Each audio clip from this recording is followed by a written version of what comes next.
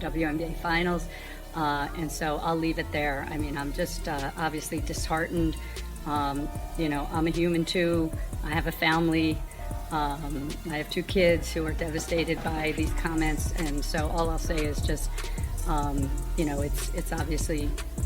Right from the very first chance, USA Basketball completely bungled what should have been an unprecedented moment. They literally held a golden opportunity, a massive, attention-grabbing event worth billions in future revenue and global exposure, and threw it away as if it meant nothing. Imagine having the most sensational athlete on earth, someone who fills arenas within minutes, inflates ticket prices by 500% on secondary markets, and breaks television ratings simply by stepping onto the court, and then telling her, "No thanks, we don't need you right now." That is exactly what unfolded with Caitlin Clark this past summer. This wasn't a standard roster choice, it ignited a cultural firestorm, exposing a stubborn divide between the old guard of women's basketball and the rising generation actually shaping the future of the sport. For months, the same excuse was repeated endlessly: it's about experience, seniority, and so-called team chemistry. We were told that the greatest scorer in NCAA history wasn't quite valuable enough to help a team secure gold medals with ease. But the reality behind that narrative has finally surfaced. It wasn't just about basketball strategy, it was a deliberate decision to withhold the sport's brightest star, driven by fear, ego, and an almost unbelievable level of mismanagement at the league's highest ranks. And when this shocking revelation first leaked, it didn't come from a press briefing or any celebratory announcement. The news exploded like a lightning strike, not from an official press release, not from a formal statement, but from a single insider tweet that reverberated across the sports world long before USA Basketball could attempt damage control. The first response? Bewilderment, quickly escalating into outrage. How could the player responsible for the most watched women's basketball broadcast in history, even surpassing some NBA finals in key ratings, be left off the very stage meant to showcase the sport globally?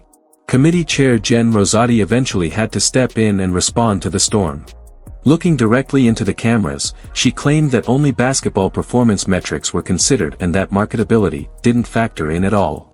They insisted Clark couldn't withstand the physical intensity, that she was too young, and that she had to earn her spot behind veteran players with prior experience. On paper, it sounded like a rational, merit-based choice, but the idea that a rookie routinely posting triple-doubles in the WNBA wasn't even deemed worthy of the 12th roster spot felt like a shocking insult to fans everywhere. But as the layers were peeled back, the basketball reasoning quickly fell apart, revealing something far more unsettling and personal. Trusted journalists like Christine Brennan confirmed what many had quietly suspected: this had nothing to do with talent. Insiders revealed that USA Basketball was genuinely intimidated by Clark's influence.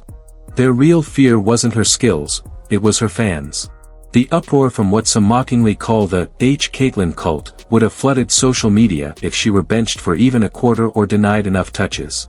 In short, they weren't worried about the game, they were worried about her impact on the spotlight. Take a moment to let that sink in. A professional sports organization made a personnel decision not to strengthen their chances of winning, but out of fear of negative tweets, media scrutiny, and fan outrage. Instead of embracing her presence to elevate the sport, they treated Caitlin Clark's popularity as a liability they couldn't control. They didn't want to highlight her, they wanted to silence the excitement to protect the egos of veteran players who might feel overshadowed by a 22-year-old rookie. This glaring contradiction becomes even clearer when looking at WNBA Commissioner Cathy Engelbert. Recently, she's been on an extensive media tour, smiling for cameras while comparing Clark's arrival to the legendary Magic Johnson vs. Larry Bird rivalry that revitalized the NBA in the 1980s. She openly lauds how star power, household names, and marquee rivalries drive revenue and growth, taking pride in chartered flights, soaring ticket sales, and massive media rights deals worth billions. Yet, when it came time to put that very household name on the world's grandest stage, the Olympics, the league's leadership went eerily quiet. Engelbert herself admitted that Clark is the true economic engine of the WNBA, yet she allowed the old guard to shut her out of the sport's most prestigious tournament. You can't claim to want to expand the game while hiding your most valuable asset in a metaphorical closet. It sends a baffling message to sponsors and network partners: we want your money, but we don't want the player who actually generates it. In any other industry, this level of cognitive dissonance would cost a CEO their job. And the pushback against Clark isn't coming solely from boardrooms, it's also coming from inside the locker rooms. The tension has been noticeable from day one. Long before Caitlin Clark even stepped foot on a WNBA court, the scrutiny, and subtle hazing, had already begun in the media. WNBA legend Diana Taurasi appeared on national television during the Final Four and delivered a warning to Clark that felt less like mentorship and more like a veiled threat. It set the tone for a season in which every hard foul, every physical play, would be dissected under an unforgiving microscope.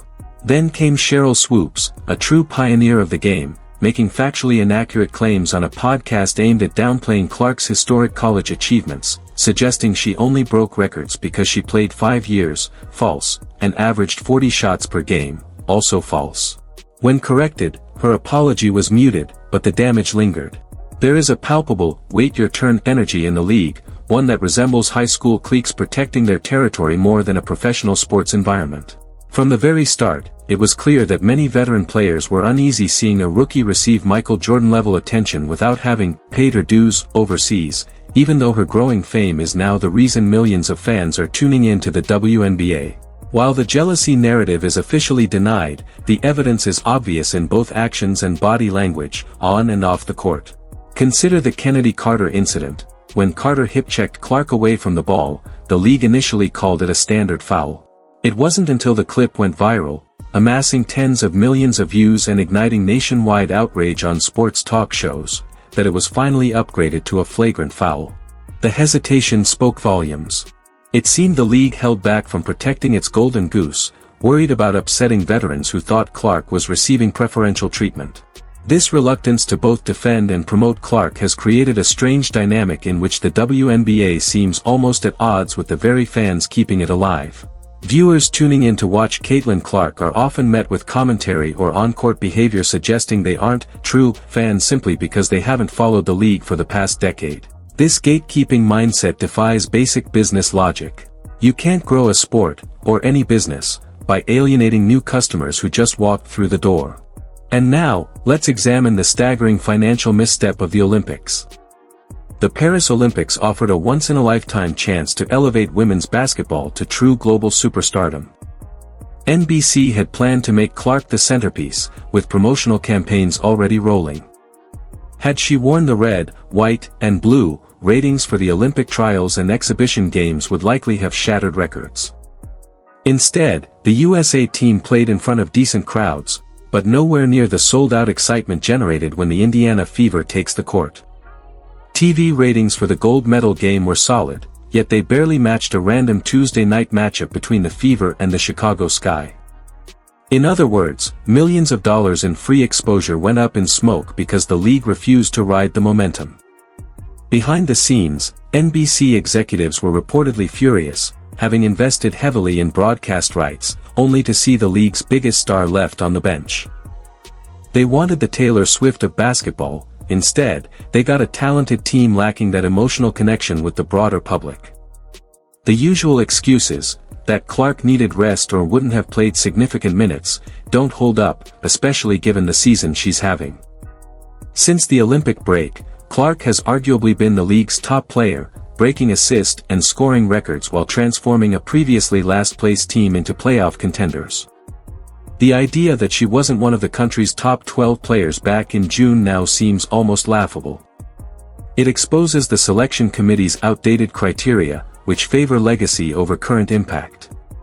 By contrast, in the NBA, young phenoms like Anthony Edwards or Tyrese Halliburton are fast-tracked onto Olympic teams to gain experience and carry the torch, yet Clark, despite proven dominance, was sidelined.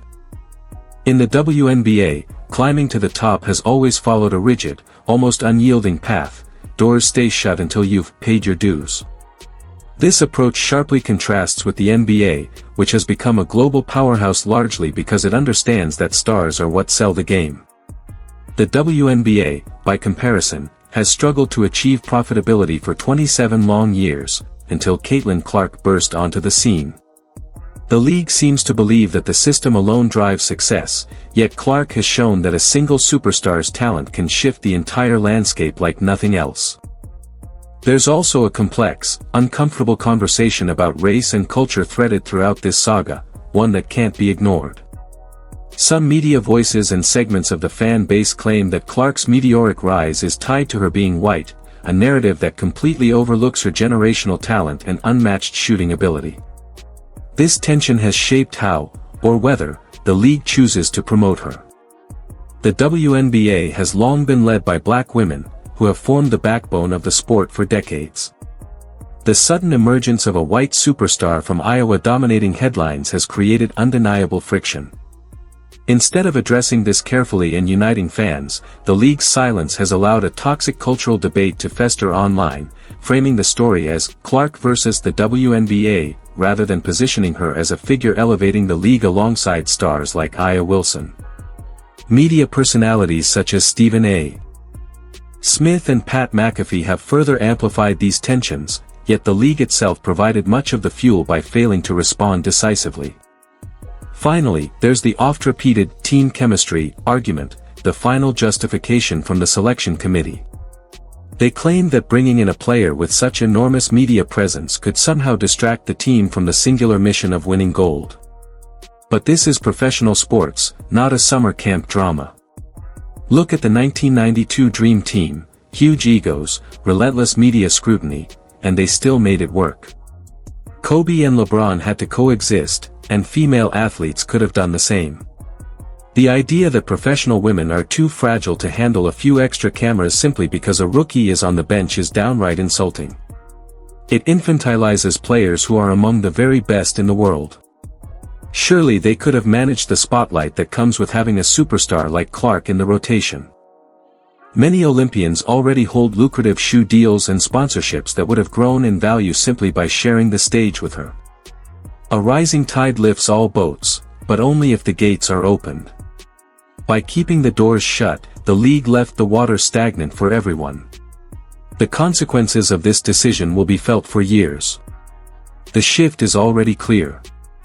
The WNBA's new media rights deal, an eye-popping $2.2 billion over 11 years, would not have reached that level without the Caitlin Clark effect. She is the leverage that helped the league secure that deal. Yet the very players and executives cashing those checks are the same ones casting shade in interviews or excluding her from the Olympic roster. The cognitive dissonance is staggering. They want the money she generates but resist acknowledging the disruption she brings to the established hierarchy. They welcome charter flights and salary bumps, yet refuse to admit that a rookie is driving it all. That tension creates a palpable undercurrent of resentment in every post-game press conference where veterans are asked about Clark. And the what-if scenario is maddening. Imagine a lineup featuring the dominance of Aya Wilson and Breanna Stewart feeding Caitlin Clark for a logo three-pointer on the world stage in Paris, a spectacle that could have elevated the entire sport. The highlight reels alone could have exploded across the globe, introducing WNBA stars to millions of fans in Europe, Asia, and South America who currently only follow the NBA. It was a marketing home run, a golden opportunity, and they completely dropped the ball. Instead, they played it safe, clinging stubbornly to the system. In doing so, they revealed that the WNBA is still wrestling with its own worst instincts, prioritizing the comfort of a few over the growth and excitement of the many. They acted more like a small business guarding a corner shop than a global enterprise striving to dominate the market. As the season heads into the playoffs, Commissioner Kathy Engelbert's recent statements feel like damage control. She is attempting to pivot, acknowledging the superstar status of rookies and condemning racism and toxicity among some fans, but it feels like too little, too late. The narrative has already been shaped. When the league had the chance to prove it was ready for the big stage, it blinked. It retreated, letting fear of backlash dictate its decisions, and the irony is that backlash came anyway. Not because Clark was treated like a star, but because she was treated as if she didn't exist. The gatekeepers failed to see the obvious: the game belongs not to them, but to the fans. And the fans made that crystal clear. They watched the Indiana Fever, bought over 300 jerseys, and traveled hundreds of miles just to see Clark in action. The Olympic snub didn't hurt her brand, it amplified it. If anything, it turned her into a symbol, a modern-day martyr representing what happens when bureaucracy and ego collide with generational talent. This exclusion transformed Caitlin Clark into the ultimate underdog, fighting a system clearly stacked against her, and that only boosted her popularity. It gave her a narrative far more compelling than simply winning games. Every time she scores 20 points and dishes out 10 assists, it serves as a vivid reminder of the enormous mistake USA Basketball made. Ironically, the real losers were the other exceptional Team USA players who missed the chance to shine on the world stage because the federation was too cautious to embrace the spectacle. They may have won the gold medal, but they forfeited the moment. The trust between the commissioner, the USA Basketball Committee, and the fan base has been deeply fractured. When they claim, "We want to grow the game," few people take them seriously anymore. Fans see self-preservation, a refusal to innovate, and a fear of the unfamiliar. Caitlin Clark represents that unfamiliar, a revolutionary style of play, unprecedented fame, and a fan demographic the WNBA has never truly experienced. Rather than embrace the challenge, the league attempted to suppress it, sticking stubbornly to business as usual. Yet the ratings tell an undeniable story. Games featuring Clark compete with the NFL, while games without her fall back to average numbers. This is no coincidence, it is a clear market mandate. In the end, this was more than a mistake, it was a statement of priorities. USA Basketball and the WNBA hierarchy chose protecting the pecking order and keeping veterans comfortable over seizing a chance to grow the sport globally. They confirmed what critics have long suspected: they would rather control a smaller pie than risk a little authority for a much larger one. The real question isn't whether Caitlin Clark will survive the snub. She's already thriving, breaking records, dominating the court, and transcending the sport itself. She has become larger than the very league that tried to hold her back. The real question now is straightforward: will the league's leadership finally recognize that they need Caitlin Clark more than she needs them? Or will they keep stumbling through the single biggest opportunity in the history of women's sports simply because they're too proud to admit that a 22-year-old rookie from Iowa is the very force reshaping the game? The world is watching, and for the first time in years, the pressure isn't on the players, it's squarely on those running the league. They must stop obstructing their own progress and start delivering what fans have been demanding for years: elite talent, unforgettable moments, and superstar players who bring the sport to life. It's worth examining the criteria Jen Rosati and the selection committee used, because the deeper you look, the more absurd it becomes. They repeatedly cited defensive experience as a major barrier for Clark. Yet a glance at the history of USA men's basketball tells a very different story. Time and again, men's teams have rostered players who were defensive liabilities but offensive powerhouses, athletes whose scoring ability and sheer talent outweighed any perceived weaknesses. By contrast, the Women's Committee refused to apply the same logic to Clark, ignoring the reality that her offensive firepower, basketball IQ, and ability to elevate her teammates far outweigh any supposed defensive shortcomings. This isn't just about one player, it's about the future of the WNBA and USA Basketball. It's about embracing innovation, star power, and the evolving expectations of a global audience. Fans are paying attention, sponsors are watching, and the market is already speaking. The stars, not bureaucracy, drive growth. The league now faces a choice: either adapt and rise to the challenge, or continue letting ego and outdated tradition block progress. The time for decisive action is here. Fans, media, and stakeholders alike must hold leadership accountable. Champion the stars who are transforming the game, elevate the talent that drives it, and refuse to tolerate decision-makers who put hierarchy and tradition above growth and innovation. This is a pivotal moment for the WNBA. It's about more than wins or championships. It's about shaping the future of the sport and ensuring that the next generation of athletes receives the recognition and opportunities they deserve. Demand transparency, demand fairness, and demand a league that embraces its brightest stars instead of sidelining them. The WNBA's next chapter will be written by those who take action, so stand up, make your voice heard, support Caitlin Clark and the rising generation of talent, and refuse to let fear and ego hold back the sport you love.